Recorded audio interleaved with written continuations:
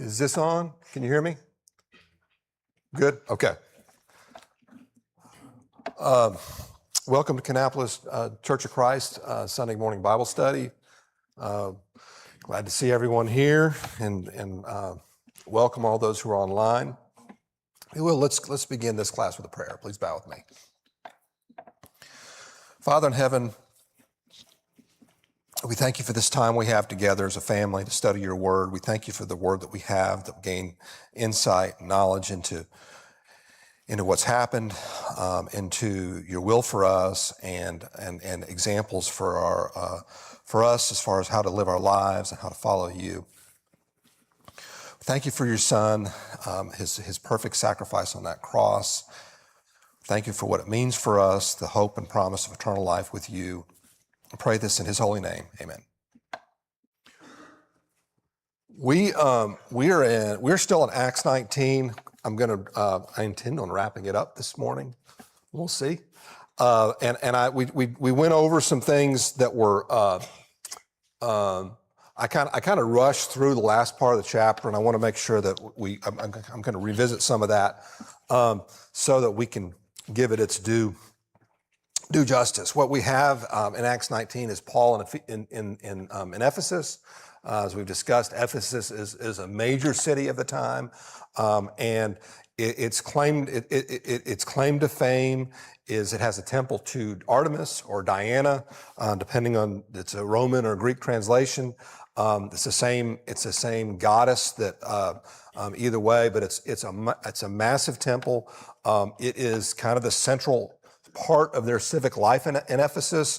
Just from the temple is there. The temple was one of the seven wonders of the ancient world. It was a massive temple.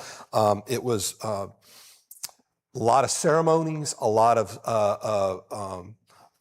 things going on throughout the year surrounding worship of Artemis, surrounding the temple, and it was a big income for artisans that lived in Ephesus, and really this town in general. It's people would come and visit to take part in the celebrations. So it was a big part of their economy in general. So Paul gets there, and I'm summarizing. There's a lot more to it here, but Paul gets there, and the church is already established. There are already believers there. There's already people that have been converted. We haven't talked about Apollos, had already been there. They worked through some issues with baptism, and we've discussed that in previous weeks. But they worked through some issues in baptism. But apart from that, there is a group of believers already in place there. Paul, as his normal practice, was spent time in the synagogue, meeting with the Jews and trying to persuade them that Jesus was the Messiah that was prophesied, and then he kind of wore out his welcome doing that, and he left, and that got to the point where that was more divisive than enlightening, and there was the communication was no longer constructive, so he stopped going to the synagogue. But what we have here is, and there's kind of some things going on that he is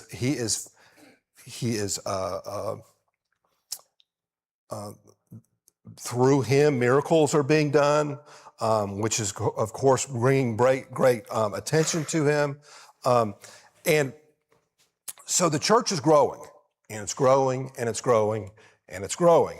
And one thing that if you're converted as a Christian, then we don't have pagan beliefs and believe that that you can worship your God and I worship my God and we're all worshiping our gods.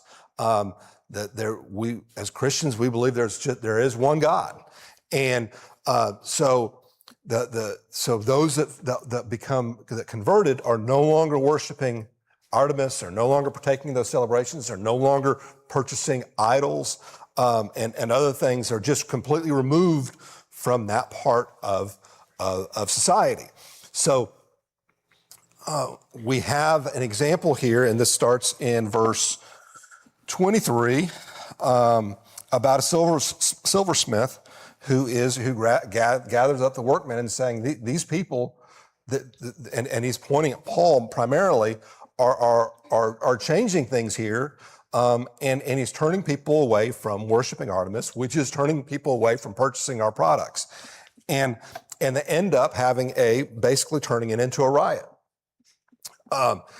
And so what we have is, and again, I'm not going to work through all the details here, but essentially the authorities say, this is a riot. If you have charges against Paul and his followers, then there's a process for that. And this is not the process for that. There is a process for that. So if this thing continues as a riot, there's going to be consequences, and the consequences aren't going to be good for anybody here. It's essentially what they say. So that basically settles everything down.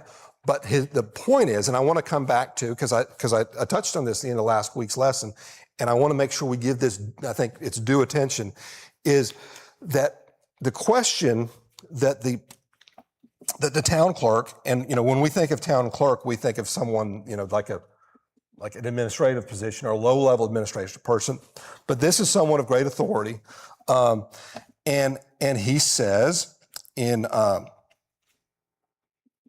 starting in verse 37, "For you have brought these men here who are neither sacrilegious nor blasphemers of our goddess. If therefore Demetrius and the craftsmen with him have a complaint against anyone, the courts are open, and there are proconsuls. Let them bring charges against one another. But if you seek anything further, it shall be settled in the assembly." So, and again, he's saying there's a process for this. But he is saying that they've not said anything sacrilegious, that they can't legitimately bring charges against them of sacrilege against Artemis, which is, I think it deserves some attention as we study this, because the net effect of their proselytizing, the net effect of sharing the gospel is that people stop worshiping Artemis. And not just stop worshiping Artemis, but stop participating in the ceremonies, and most consequential to Demetrius, stop purchasing idols. And we know, and with the benefit of our own background and understanding, that that it's one of the 10 Commandments, that thou shalt not worship idols. So for the Jews and now for the Christians, the idols are they're not worshiping idols. They're not thinking that Artemis is anything legitimate. That Artemis is a real god. So how do we get to the point where that is what they believe, and yet there is nothing there for these people to bring charges against them for blasphemy? Do you understand what my question is? Okay. You're talking about charges of blasphemy against Paul. Yes. Yeah, that's because they didn't. Well, if you look up blasphemy, it's defamation or sacrilege against a divine being. Okay. And apparently they didn't, while they didn't, they in their worship, in our worship, okay, Paul's worship, they said there's no other God. They didn't publicly go out and disclaim Diana. That's exactly where I'm going to.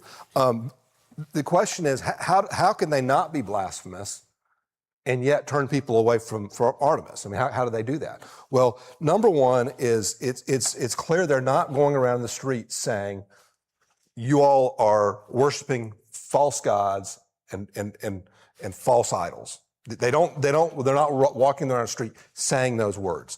The message of the gospel does not need to include specifically saying Artemis is not a god. The message of the gospel is of one God. And I know I'm speaking this is very elementary to probably everyone here, but the message of the gospel is there's one God, and his son came to earth, and his son paid a price. In order for us to be reconciled with God, we all are with fault, we all are with sin, and for us to be reconciled, blood must be shed for sins to be clean, washed away. And that the concept of sacrifice to appease the gods is something that all people were familiar with. That concept of whether it be God or Zeus or Artemis. The concept of saying the gods are unhappy, we need to do something to appease the god, we must have a sacrifice. And some of these places at sometimes had human sacrifices. So, but the concept of a blood sacrifice was to appease gods, to get from forgiveness, was a fairly well-known concept there, even among pagans. So, the message of the gospel is, okay, there needs to be blood sacrifice for us to be right. But here was the blood sacrifice. The blood sacrifice was a perfect sacrifice by the death of Jesus on the cross. And that blood covers all of us. And we don't need any, and this is the one and true God. And I know this is very elementary, that's the gospel. And so you get that message and you're no longer interested in Artemis. It's a great point. Kind of like what Paul does when he notices all the idols and says, I perceive that you're very religious. He does not there's no condemnation. It's a redirect. Let me introduce you to the right. That's right. And so we see that again and again with him, that he is not walking in saying, you all are a bunch of evil pagans, turn from your wicked ways. He is leveraging their impulse. He is leveraging their impulse to worship something, understanding there are greater powers out there, and he's taking that and saying, let me get you going in the right direction. Jim. Okay. So, and I hear where you're going with all this. So I have a question. Is this a lesson for us in modern times? Thank you. Of how to deal with issues that we're not dealing with the issue of whether Diane is a god. Correct. Or goddess. Correct. We have other issues where people believe wrongly, according to scripture.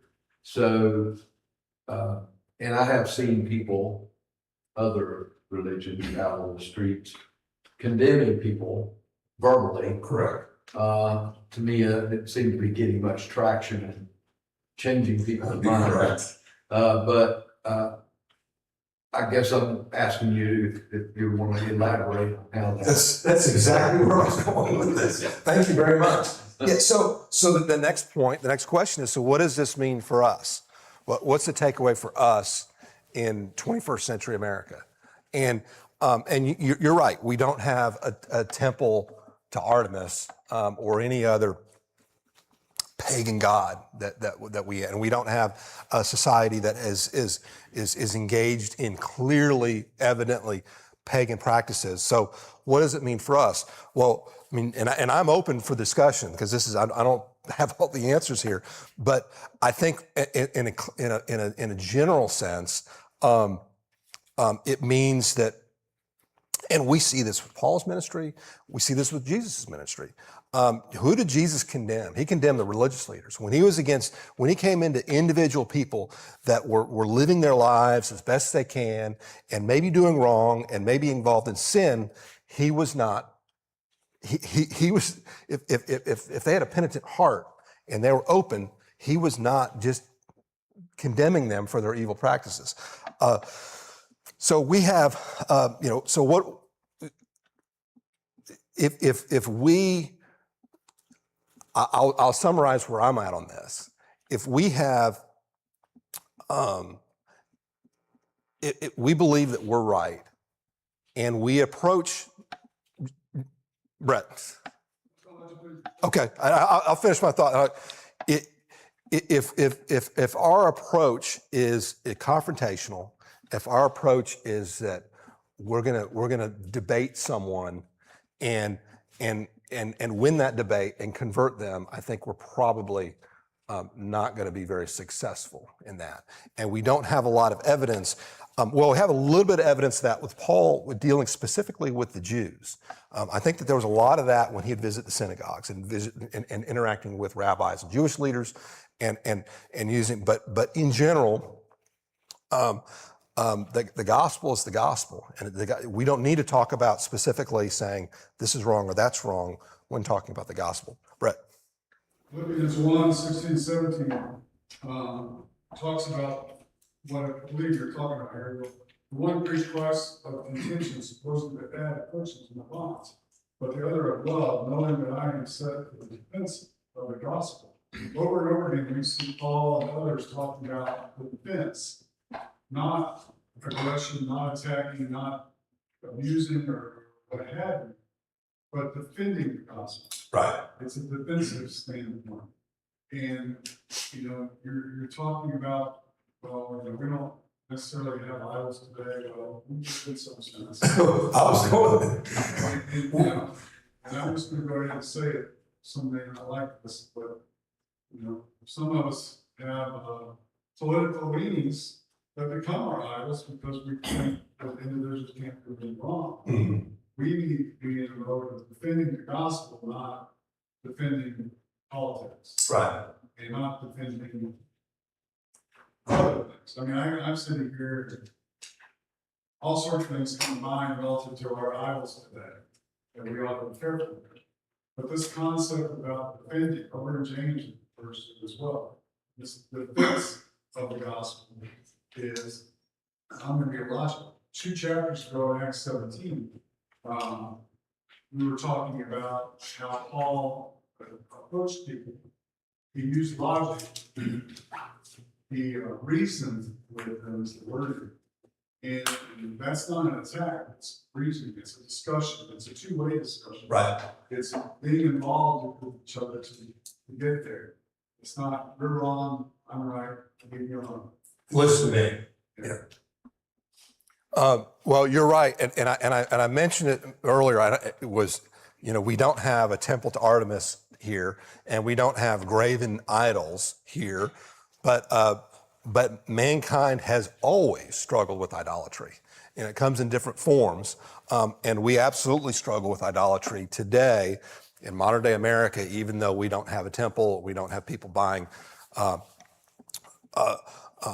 actual physical idols. There is Satan works in multiple ways and comes at us from different angles to distract us through things in the world, and politics can be one. A lot of things we consume in the media could be one. Our general pursuit of material well-being can be one, and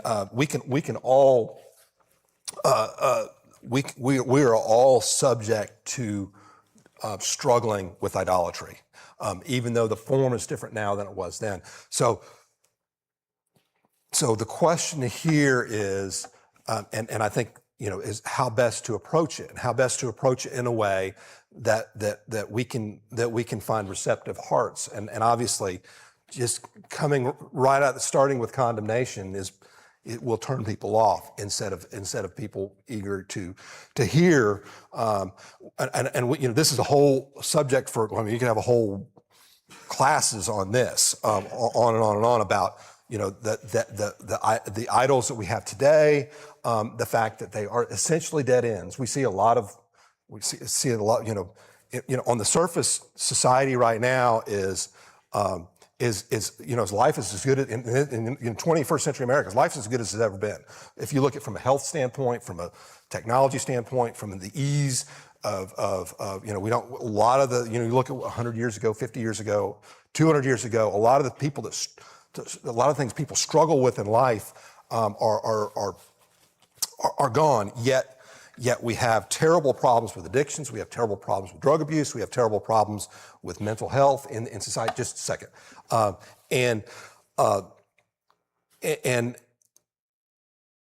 so what we have today is a lot of it's clear, and I'll go, like I said, I don't want to completely get off track here, but what's clear here is a lot of what we chase now are leading us into dead ends, and we have the freedom to chase things now that we didn't, probably our grandparents didn't have freedom to chase things because their lives were in many ways harder, but maybe the fact that they were harder kept them out of some things that we have access to today.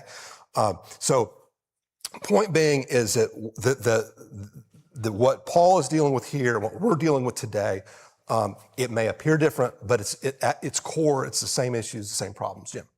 One thing you left off your list is, and this is something we deal with more and more, is lifestyle choices. That's one thing. In the workplace and just in life in general, people you deal with.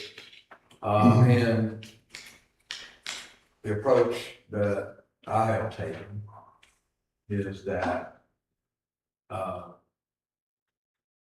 do not condemn them verbally in public. If they want to talk about things, we can talk about things. Right. But there's no way to communicate with anyone with a difference of opinion. I guess that's the way to look at it. Without developing some sort of rapport, some sort of ability to communicate on what they and you yourself would consider equal ground, and then have that legitimate discussion. But as a Christian, it's difficult. sometimes, especially when it's early, I would say more so earlier on, when things came, when these things became more prevalent. Okay, I think that's true of all Christians. You get kind of, wow, this is a new thing. How do I deal with it? But, and I'm just pointing this out, but that's to me is one of the big things that we deal with nowadays. It is. And we may deal with new things, but I think where you're going is no matter what those things are, we have an example. We do. So, Exactly right. We have an example. And now nowhere in here does it say anything to suggest that Paul is in any way watering down the gospel. He's nowhere is he watering down, calling out sin. And we're going to get, and I'm going to touch on that in a minute. We have time. That he. So this isn't saying that okay, well we're in Ephesus. We're not in Jerusalem anymore, so things are different in Ephesus. This is a different culture, so we need to try to change our practices a little bit to accommodate this. And I would venture to say that their gatherings probably look different in Ephesus than it did in Jerusalem.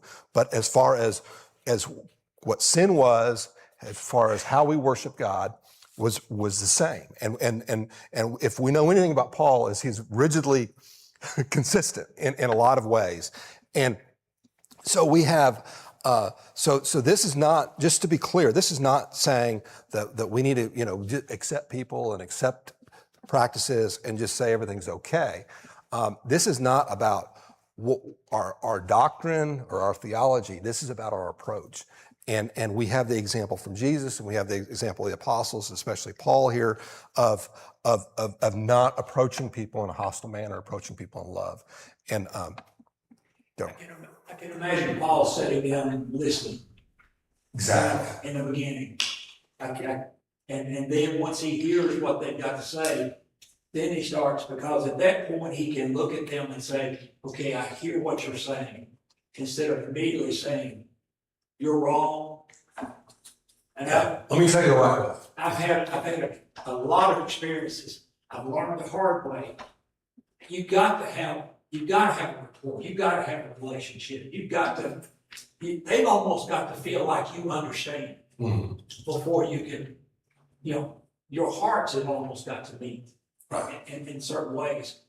And I've seen it go both ways. I've seen it where people have walked in a room and said, you're wrong, this is the way we're going to do it. That's not nothing.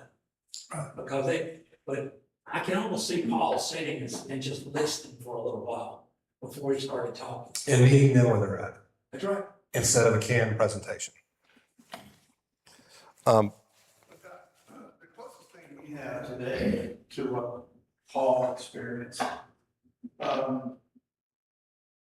with all the denominations and banned doctrines that we have, is when he was going to the Jewish synagogues, because that's a resemblance of what we would experience, even though we don't go into those churches. Right.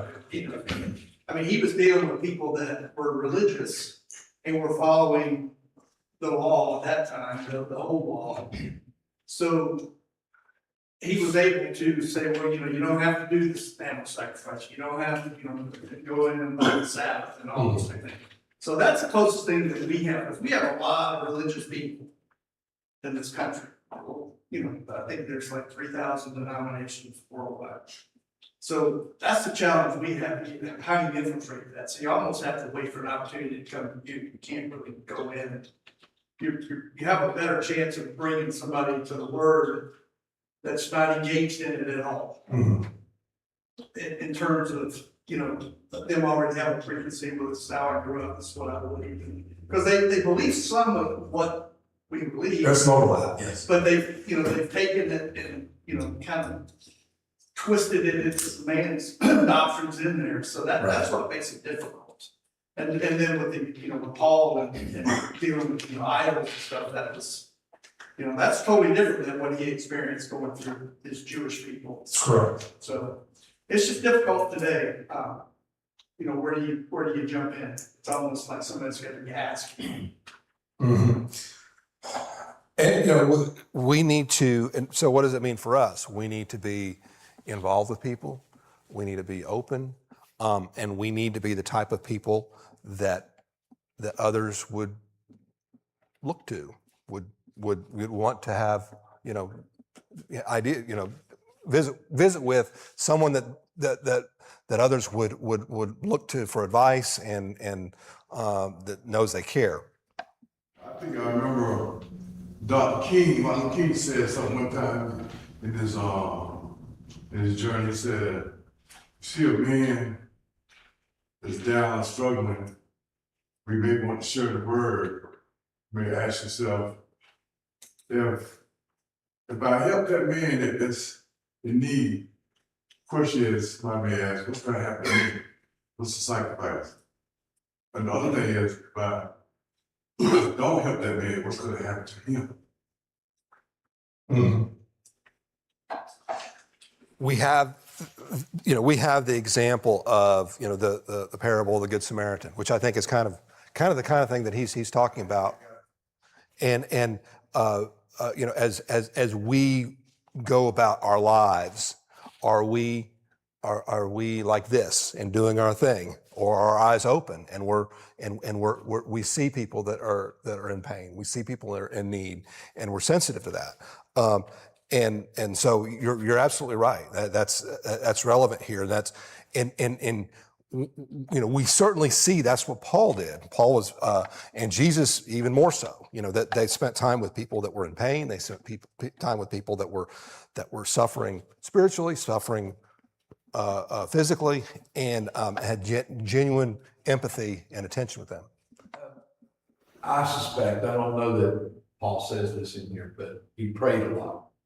So he probably prayed for the opportunities. Sure. And I think that we're talking about how difficult it is in this modern world to have an opening to go talk to somebody or have a sit down, reach that person. And I think part of that process is praying for it, asking God to give us those opportunities and asking Him to help us recognize those opportunities and asking Him to help us have a recollection of His word, all that. Be ready.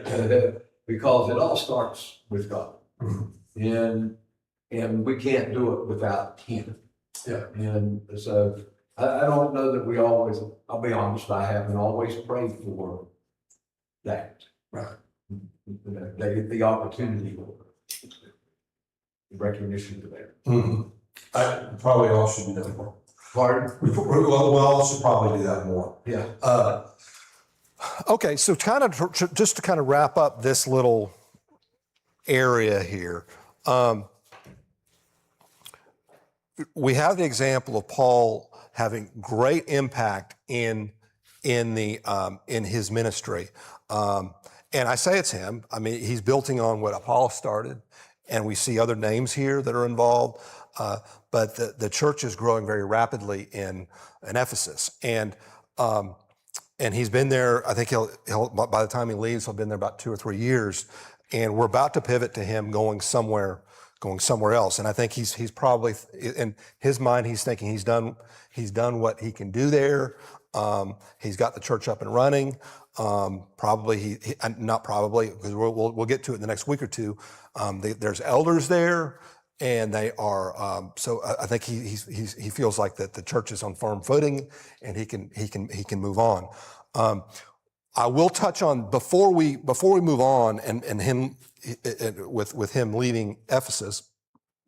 I want to point out where was he at before he was at Ephesus. This is a test. What city was he ministering at immediately prior to going to Ephesus? Corinth. He was at Corinth, and he was there for a while, and we talked about that. While it is believed that while at Ephesus is when he wrote the 2 letters to the Corinthians, Ephesus is a major port city. You can see it there. Corinth is a major port city. I imagine there is a fair amount of traffic back and forth with people.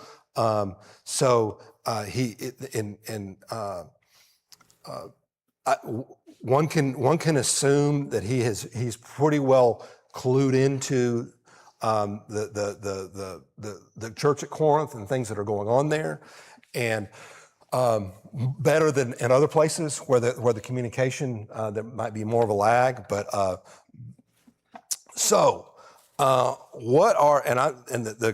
2 Corinthian letters are fairly lengthy letters, and I am not going to review those letters, but I think it's worth pointing out, or we're stopping or pausing for a minute and talking about those letters and what they meant to what was going on in the church in Corinth after he left.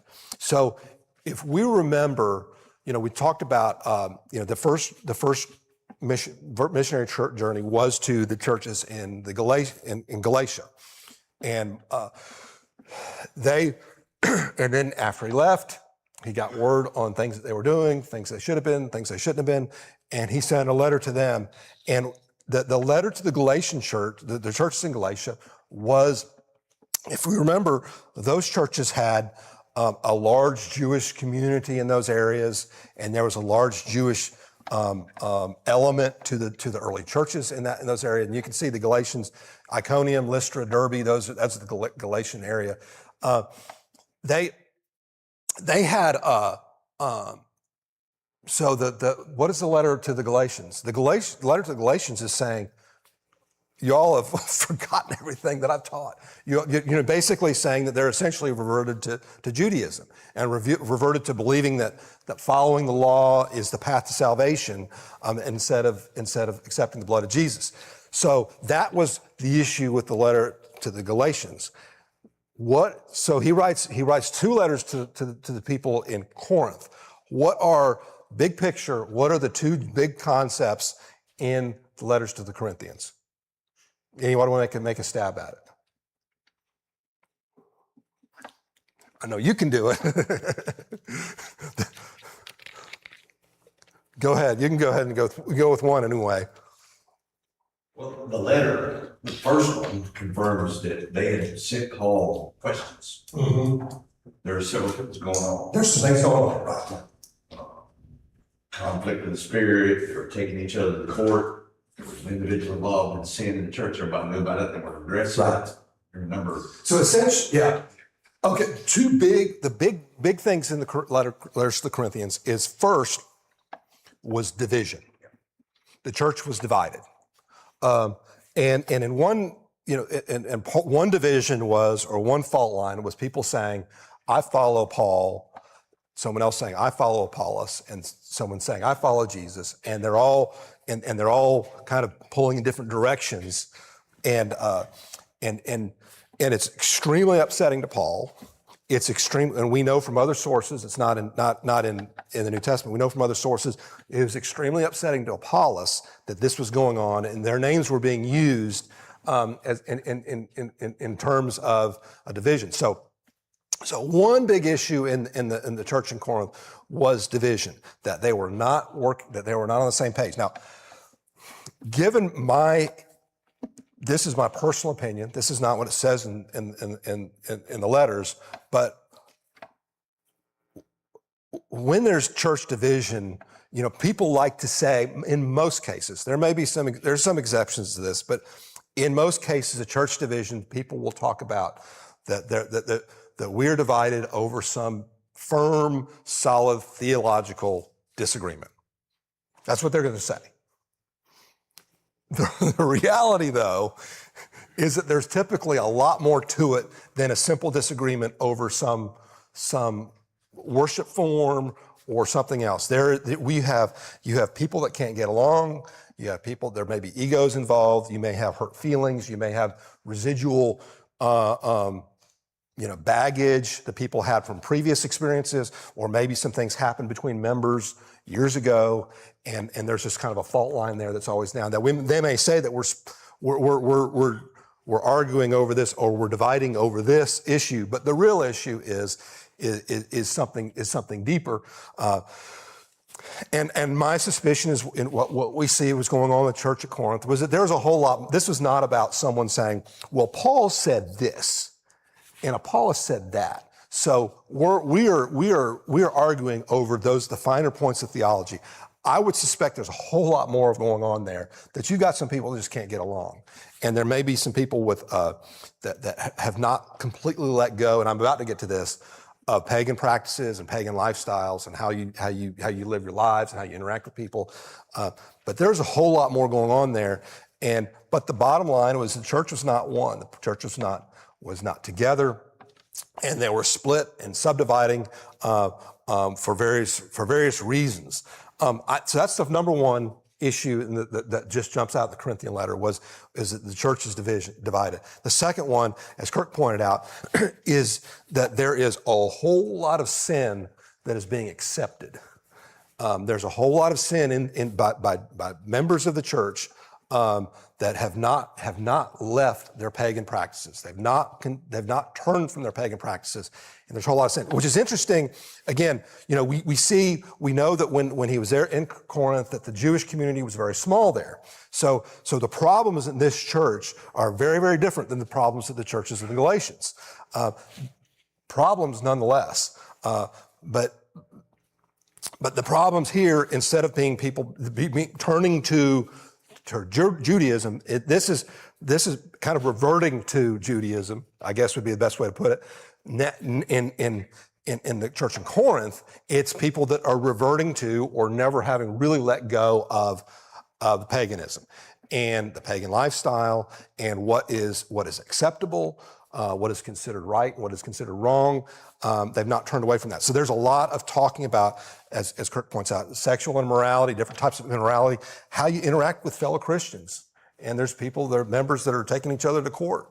And you can only imagine what that does, number one, to the family of believers, if you've got two members that can't settle their differences outside of using the civil authority to do it. But think about how that looks in the community. That do you want to be part of this group that they can't get along and they're filing lawsuits against each other?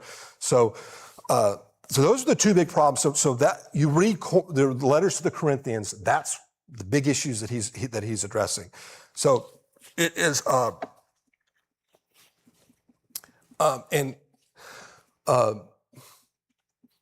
which is interesting. Different places have different problems. Different people, and wherever you are, it's hard for people who have lived their lives a certain way and had approached a certain way that to completely turn away from that.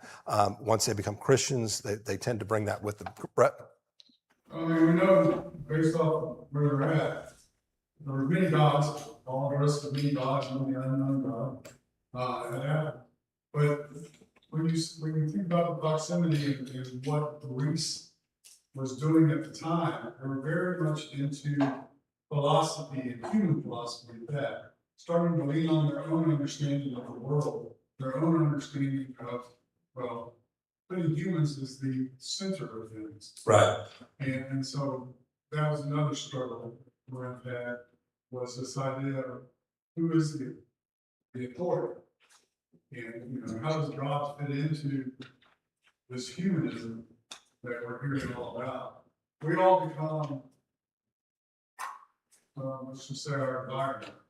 We start absorbing our environment rather than affecting our environment.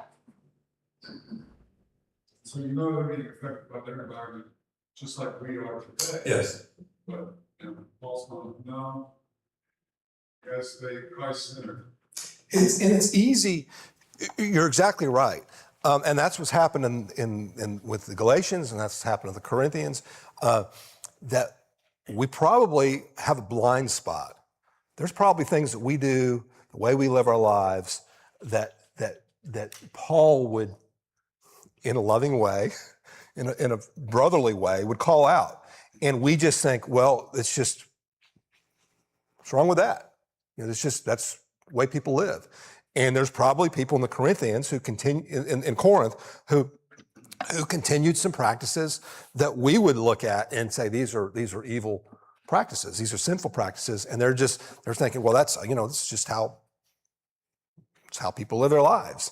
And so it is important that as we live our lives and we think about, as we think about what's happened in those churches, about people struggling to turn, that we make sure that the way we live our lives, our priorities, the way we spend our time, the way we treat others, the way we interact with others, that we're doing it in conformance to God's plan and understand that may not be different than 21st century America. There's elements to today's culture that are in a certain sense pagan. There are elements in today's culture that are just innately sinful, and we need to be able to work to identify that and not just think that's just the way things are and have a level of acceptance to evil just because it's part of our culture. Because if the first century church in the Galatian area struggled with it, and the first century church in Corinth struggled with it, and these people who converted them? Paul. Could you have a better person to learn from than Paul? You couldn't. So even though he's the one that converted them, and he's the one that taught them, and he's the one that shared the message with them, they still struggle with that. Of course we would struggle with the same thing. So, and again, this is a subject we could probably have a whole series of classes on about today's culture and how it influences us and our blind spots to the evil that we just accept and think is normal. We have 2 or 3 minutes left. I'm wrapping up chapter 19. We'll start in 20 next week, and Paul is moving on from Ephesus, as I mentioned earlier. He's been there a couple of years. We get the impression, and we'll see some other things, points to this in chapter 20, that he believes that the church is up and running and on firm footing, and it's time for him to move on. And I'll say this, and we've said this before.